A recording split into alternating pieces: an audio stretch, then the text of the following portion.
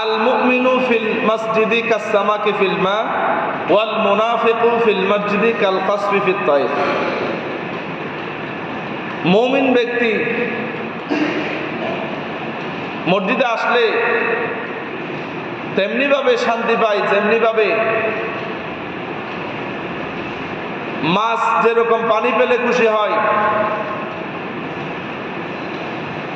ঠিক তেমনিভাবে একজন মুমিন বান্দা যখন মসজিদে আসে তখন সে মানসিক এবং ইমানি স্বাদ সে বুক করে। বলি আলহামদুলিল্লাহ।